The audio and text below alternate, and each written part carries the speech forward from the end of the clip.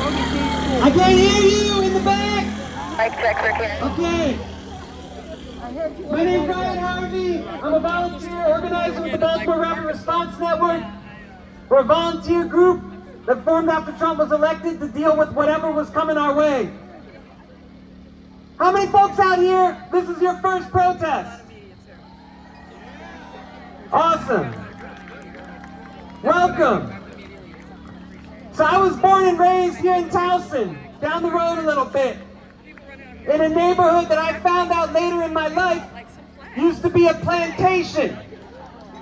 I found out that the middle school I went to was named after the largest slave-owning family in Maryland history, the Ridgeleys. I found out on the streets, Bosley, Gorsuch, Charles, even the name of this park that we're in today are names for slave owners in Baltimore County. And I found out that the flag of Maryland, the flag of Baltimore, the flag of Baltimore County contains the crest of the Calvert family, who created the legal foundation for slavery in Maryland. I say this because the contradictions in this country run very deep. And we shouldn't forget that.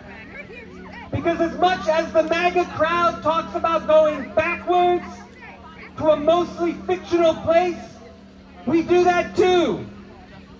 We talk like Trump is the worst thing this country's ever seen. We've seen some pretty bad shit. Thomas Jefferson owned 600 people.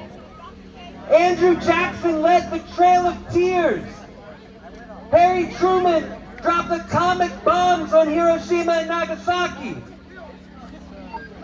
So in many ways, the situation we're in today is deeply American. It's not our first rodeo. But the situation we're in is not just because of the far right or Trump's mafia thing that he's got going on. What we've called the center in this country is gone.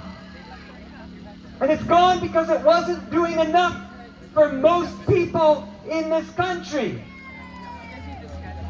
The center was hollow, and it's shifted towards the rich and away from working people for generations.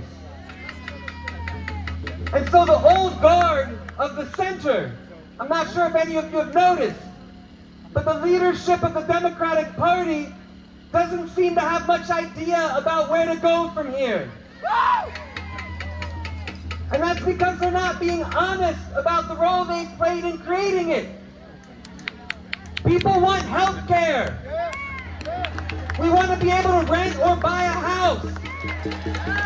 We want to stop seeing U.S. soldiers sent and U.S. weapons sent to commit atrocities and genocide.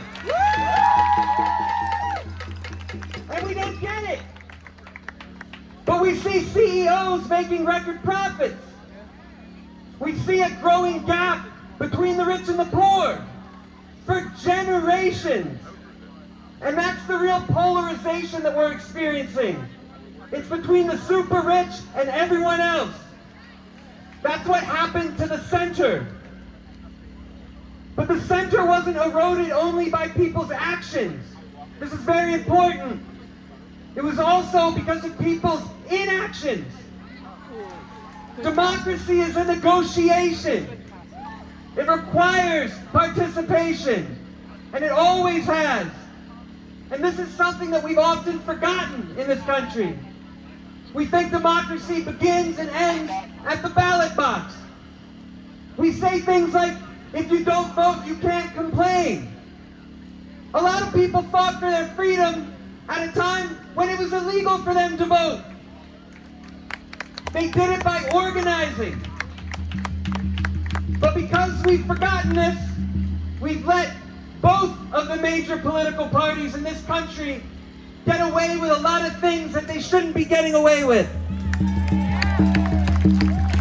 And I know we're going to hear from our Senator Van Hollen, in a few minutes. And he's standing up a lot taller than most of his colleagues are right now.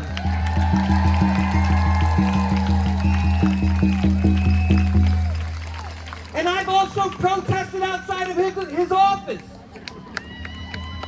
That's what I mean when I say democracy is a negotiation.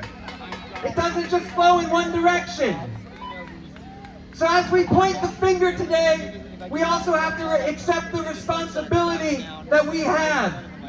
And we need to take that responsibility and we need to turn it into action. Because no one's going to do it for us. So for those of you that this is your first protest, I want you to breathe this in. I want you to take it home with you. And know that you don't have to change your identity to participate in a movement. You don't have to become an activist. You don't have to become anything. But you need to participate.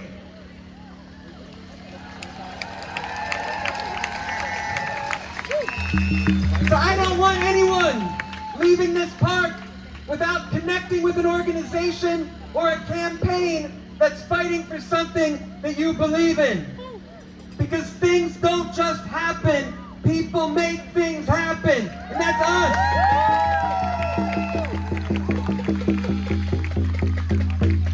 And so on that note, one of the campaigns that my organization is leading right now is against a company called Avelo Airlines.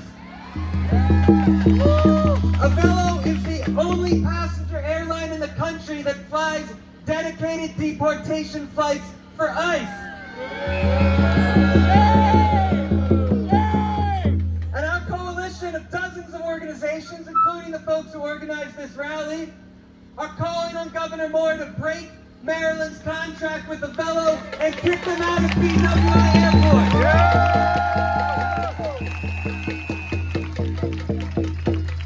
So, next Saturday at 2:00 p.m., we're going to Annapolis.